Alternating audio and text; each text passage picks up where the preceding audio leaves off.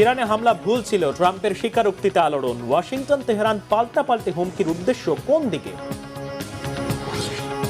লেবাননের আরো ভেতরে ইসরায়েলি সেনাদের তাণ্ডব, ঐতিহাসিক বিউফোর্ট প্রাসাদ দখল। এসব কি গাজার মতো বিপর্যয়ের পূর্বাভাস? খেল দেখাচ্ছে আধুনিক যুদ্ধের সবচেয়ে কার্যকর অস্ত্র পাল্টে দিচ্ছে যুদ্ধের সমীকরণ। কি সেই অস্ত্র? রাশিয়ার নয়া হামলায় তোলপাড়, রোমানিয়ায় স্থায়ীভাবে বন্ধ হলো রুশ কনসুলেট। নেটোর হুমকি কি সংঘর্ষের আগাম বার্তা? ইরানে হামলা চালানো ঠিক হয়নি, হুট করে এমন মন্তব্য কেন মার্কিন প্রেসিডেন্ট ডোনাল্ড ট্রাম্পের? তাও আবার ফক্স নিউজে দেয়া সাক্ষাৎকারে। হামলা পরবর্তী পরিস্থিতিতে পদে পদে ব্যর্থতার চাপে মনোবল হারাচ্ছেন কি প্রেসিডেন্ট ট্রাম্প? অন্যদিকে ইরানের সাথে শান্তি চুক্তির দর কষাকষির মাঝপথে প্রয়োজনে আবার হামলা শুরুর হুমকি দিয়েছেন মার্কিন প্রতিরক্ষা মন্ত্রী পিট হেগসেথ। অবশ্য মার্কিন সামরিক আগ্রাসনে হলে আগের থেকে আরও জোরালো প্রতিরোধ আর হামলা চালিয়ে চরম শিক্ষা দেওয়ার হুমকি দিয়েছে ইরানের সশস্ত্র বাহিনী। বিস্তারিত নাইম আহমেদের ডেস্ক রিপোর্টে। যতই দিন যাচ্ছে সুর নরম হচ্ছে যুক্তরাষ্ট্রের, অন্যদিকে সময়ের সাথে সাথে আরো কঠোর অবস্থানে ইরান। খামেনির দেশের উপর বর্বর হামলা আর হাজারো বেসামরিক নাগরিককে হত্যার 3 মাস পেরিয়ে যাওয়ার পর এই প্রথম খোদ মার্কিন প্রেসিডেন্ট ডোনাল্ড ট্রাম্প স্বীকার করলেন ইরানে হামলা চালানো ভুল ছিল। হঠাৎ কেন এই স্বীকারোক্তি? জেগেছে এমন প্রশ্ন। And shouldn't have been in Iran, but Iran has the capability. If we didn't hit them with the B-2 bombers. বিশ্লেষকরা বলছেন ইরান যুদ্ধ শেষ করতে মরিয়া ট্রাম্প একটি চুক্তির জন্য জোরালো চেষ্টা চালিয়ে যাচ্ছেন, কিন্তু পরমাণু ইস্যু আর হরমুজ প্রণালী খুলে দেওয়ার বিষয়ে ইরানের অনড় অবস্থানের কারণে বারবার ভেস্তে যাচ্ছে সমঝোতা আলোচনা, ব্যর্থ হচ্ছে চুক্তির চেষ্টা। তাই শেষ পর্যন্ত ফক্স নিউজে দেয়া সাক্ষাৎকারে তিনি স্বীকার করলেন ইরান যুদ্ধে যাওয়া ঠিক হয়নি তাদের। অবশ্য পরমুহূর্তেই সাফাই গাইলেন ইরান যাতে পরমাণু অস্ত্র তৈরি করতে না পারে সেজন্যই এই হামলা। জানান শান্তি চুক্তি নিয়েও এখনো আশাবাদী তিনি। বরাবরের মতোই আবারও দাবি করেছেন পারমাণবিক অস্ত্র তৈরি করবে না বলে রাজি হয়েছে ইরান। দুই দেশই সমঝোতা চুক্তির খুব কাছাকাছি রয়েছে, তবে তার কণ্ঠে স্বভাবসুলভ হুঁশিয়ারি ছিল বরাবরের মতোই। জানান যুক্তরাষ্ট্র যা চায় তা না পেলে মার্কিন বাহিনী আবারও যুদ্ধ যেতে প্রস্তুত। আমাদের ইরান যুদ্ধে জড়ানো উচিত হয়নি। অবশ্য 9 মাস আগে যদি আমরা B-2 বোমারু বিমান দিয়ে তাদের উপর হামলা না করতাম, তাহলে এই মুহূর্তে তাদের কাছে পারমাণবিক অস্ত্র থাকতো এবং পরিস্থিতিটা সম্পূর্ণ অন্যরকম হতো। ফের যুদ্ধ শুরুর হুঁশিয়ারি দিয়েছেন মার্কিন প্রতিরক্ষা মন্ত্রী পিট হেগসেথও। শনিবার সিঙ্গাপুরে সাংবাদিকদের তিনি বলেছেন যুক্তরাষ্ট্র এখন এমন অবস্থানে আছে প্রয়োজনে দ্রুততম সময়ে ইরানের বিরুদ্ধে আবার সামরিক ব্যবস্থা নিতে পারবে। হেগসেথের দাবি ইরান কখনো পারমাণবিক অস্ত্রের অধিকারী হতে পারবে না, এমন শর্ত মেনে নেওয়ার উপরই চুক্তি হওয়া না হওয়া নির্ভর করছে। ইরান খুব স্পষ্টভাবে জানে আমরা কি চাচ্ছি এবং তা পূরণ করার দায়িত্ব ইরানের। আলোচনা ফলপ্রসূ হয়েছে। আমি বেশ আত্মবিশ্বাসী প্রেসিডেন্ট ট্রাম্প চমৎকার একটি চুক্তি করবেন যা যুক্তরাষ্ট্রের জন্য গৌরব বয়ে আনবে, নিরাপত্তা নিশ্চিত করবে, পুরো বিশ্বের ইরানের হাতে যেন কখনো পারমাণবিক অস্ত্র না আসে সেটিও নিশ্চিত করবেন মার্কিন প্রেসিডেন্ট। তবে যথারীতি যুক্তরাষ্ট্রের হুমকিকে পাত্তা দিচ্ছে না ইরান। দেশটির পার্লামেন্ট স্পিকার মোহাম্মদ বাগের গালিবাফ সাফ জানিয়ে দিয়েছেন চুক্তিতে ইরানের অধিকারের বিষয়টি পুরোপুরি নিশ্চিত না হওয়া পর্যন্ত কোনো কিছুতে সই করবে না তারা। যুক্তরাষ্ট্রের কথা ও প্রতিশ্রুতিতে ইরানের বিন্দুমাত্র আস্থা নেই। যতক্ষণ না আমরা নিশ্চিত হচ্ছি যে ইরানের জনগণের অধিকার সুরক্ষিত হয়েছে, ততক্ষণ আমরা কোনো চুক্তিতে রাজি হব না। ইরানের জনগণের নিরাপত্তা নিশ্চিতে আমরা সবকিছু করতে প্রস্তুত। তিনি বলেন যে কোনো আগ্রাসনের মুখ্যম জবাব দিতে পুরোপুরি প্রস্তুত তারা। নতুন কোনো আগ্রাসনের জবাব দিতে আগের যে কোনো সময়ের চেয়ে ইরান অনেক বেশি শক্তিশালী বলে হুঁশিয়ার করে দিয়েছেন দেশটির সেনাবাহিনীর সমন্বয়ক বিষয়ক উপপ্রধান রিয়ার অ্যাডমিরাল হাবিবুল্লাহ সাইয়ারি। তার দাবি শত্রুর আগ্রাসনের কঠিন জবাব দিতে আধুনিক প্রতিরক্ষা প্রযুক্তিতে সজ্জিত সশস্ত্র বাহিনী সম্পূর্ণ প্রস্তুত। এমন পরিস্থিতিতে যুক্তরাষ্ট্রের যে কোনো হামলা মোকাবেলায় ক্রুজ ক্ষেপণাস্ত্র বহন করতে সক্ষম দ্রুতগামী নৌযান সাগরে মোতায়েন করেছে দেশটির বিপ্লবী গার্ড বাহিনী IRGC। বিশ্লেষকদের মতে ইরান ও যুক্তরাষ্ট্রের মধ্যকার পরিস্থিতি এখনো অনেক ঘোলাটে। চূড়ান্ত চুক্তির কাছাকাছি পৌঁছেনি দুপক্ষ। ট্যাঙ্ক, যুদ্ধবিমান কিংবা ভারী কামান, একসময় এসব অস্ত্রকেই ধরে নেওয়া হতো যুদ্ধক্ষেত্রে শক্তির প্রধান প্রতীক।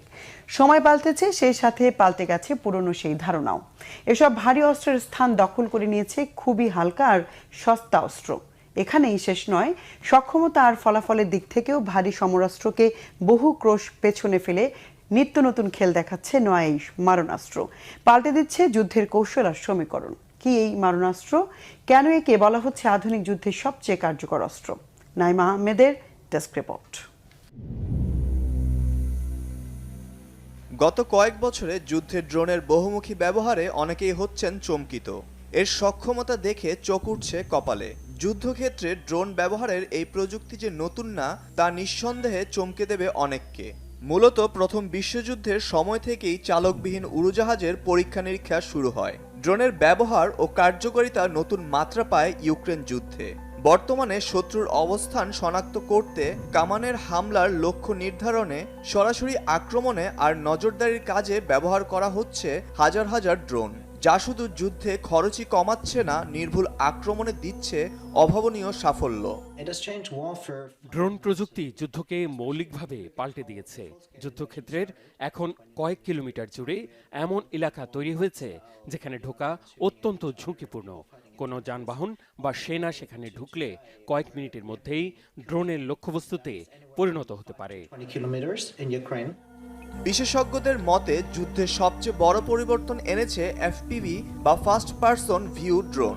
শৌখিন ড্রোন ব্যবহারকারীদের জন্য কয়েকশো ডলারে বানানো হয়েছে এটি। শখের বশে উচ্চগতির এই ড্রোন রেসে ব্যবহার করা হতো। রেসের এই ড্রোনই এখন যুদ্ধের প্রধান হাতিয়ার। মাত্র $500 দামের এই এফপিভি ড্রোনে জুড়ে দেওয়া হচ্ছে বিস্ফোরক, যা খুব সহজেই ধ্বংস করতে পারে ট্যাঙ্ক, সাজোয়া যান বা কোটি কোটি ডলারের সামরিক সরঞ্জাম। যুদ্ধে খরচের হিসাবে আমূল পরিবর্তন এনেছে ড্রোন। এখন মাত্র কয়েকশো বা $1000 দামের সস্তা এফপিভি ড্রোন দিয়ে ট্যাঙ্ক, ফাইটার জেট, হেলিকপ্টারের মতো অত্যন্ত দামি ও বিশেষভাবে তৈরি সিস্টেমগুলোকে ধ্বংস করা যাচ্ছে। এসব সামরিক সরঞ্জাম ব্যয়বহুল ও সহজে বড় পরিসরে উৎপাদন অসম্ভব, যা যুদ্ধক্ষেত্রে মোড় ঘুরিয়ে দিচ্ছে। এক সময় মরণ কামড় দিতে ব্যবহার হতো যুদ্ধবিমান, মিসাইল ও স্থল অভিযান। সেখানে এখন যুদ্ধের খরচ কমাতে জায়গা করে নিচ্ছে এফপিভি ড্রোন। গবেষণায় দেখা গেছে সঠিক লক্ষ্যবস্তুতে আঘাত ও ক্ষতির মাত্রা বিচারে এর সফলতা প্রায় 70 থেকে 80%। এর বিপরীতে একই পরিস্থিতিতে অন্যান্য সামরিক সরঞ্জামের সফলতা মাত্র 16%। স্থল অভিযান যে কোনো যুদ্ধের গুরুত্বপূর্ণ অংশ হিসেবে ধরা হয়। যুদ্ধক্ষেত্রে আধুনিক ড্রোনের ব্যবহার এই স্থল অভিযানকেও ফেলে দিয়েছে চ্যালেঞ্জের মুখে। প্রচলিত যুদ্ধ এখন আর কার্যকর নয়। ইউক্রেনীয় এবং রুশরা 2 বা 3 জনের খুব ছোট ছোট দলে অগ্রসর হচ্ছে। কেন? কারণ আপনি যদি অনেকগুলো দলকে ছড়িয়ে দেন, তবে ড্রোনের পক্ষে সেই নির্দিষ্ট দলগুলোকে ধাওয়া করা কঠিন হয়ে পড়ে। ফলে কমে যায় হতাহতের সংখ্যা। ড্রোনের বিস্তার নতুন এক প্রতিযোগিতারও জন্ম দিয়েছে, ইলেকট্রনিক ওয়ারফেয়ার বা ইলেকট্রনিক যুদ্ধ। আধুনিক যুদ্ধে আকাশ প্রতিরক্ষায় রাডার ব্যবহার করা হলেও রাডারের সেন্সরে উচ্চগতির বড় ড্রোন ও যুদ্ধবিমান ধরা পড়লেও ছোট আকারের ড্রোনগুলো সহজেই রাডারের সেন্সরকে ফাঁকি দিতে পারে। ড্রোনের হাত থেকে রক্ষা পেতে এখন ব্যবহার করা হয় রেডিও সিগন্যাল জ্যাম করার প্রযুক্তি, যার মাধ্যমে সহজেই ড্রোনের সিগন্যাল জ্যাম করে অকেজো করে দেয়া হয় চালকবিহীন রিমোট কন্ট্রোলড এই ক্ষুদে বিমানকে। এর জবাবে তৈরি হচ্ছে আরও উন্নত প্রযুক্তির ফাইবার অপটিক ড্রোন। এগুলো রেডিও সিগন্যালের বদলে ফাইবার অপটিক কেবলের মাধ্যমে পরিচালিত হয়। ফলে এগুলোকে জ্যাম করা বা সিস্টেম হ্যাক করা অনেক কঠিন। ইদানিংকালে যার মোক্ষম ব্যবহার দেখিয়েছে লেবাননের হিজবুল্লাহ যোদ্ধারা। ভবিষ্যতে যুদ্ধকে আরও বদলে দিতে পারে অ্যাটাক ড্রোনে কৃত্রিম বুদ্ধিমত্তা বা এআই এর ব্যবহার। বিশেষজ্ঞদের মতে নতুন প্রজন্মের এসব ড্রোন স্বয়ংক্রিয়ভাবে লক্ষ্য শনাক্ত করতে এবং হামলা চালাতে সক্ষম হচ্ছে।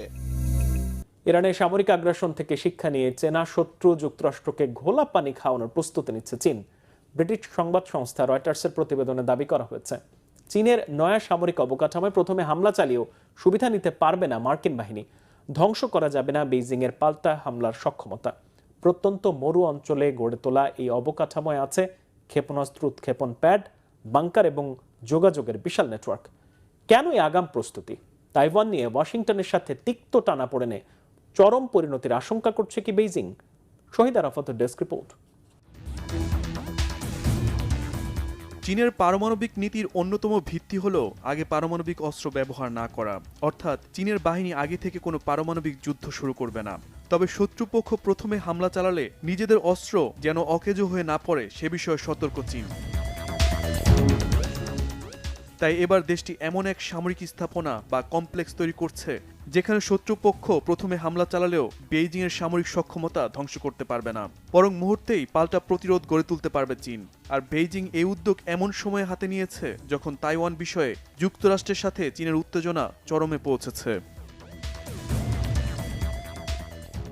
একাধিক সূত্রের ভিত্তিতে মার্কিন গণমাধ্যম রয়টার্স জানায়, চীনের মরুভূমিতে হাজার হাজার বর্গ কিলোমিটার এলাকা জুড়ে এই সামরিক স্থাপনা নির্মাণ করা হচ্ছে।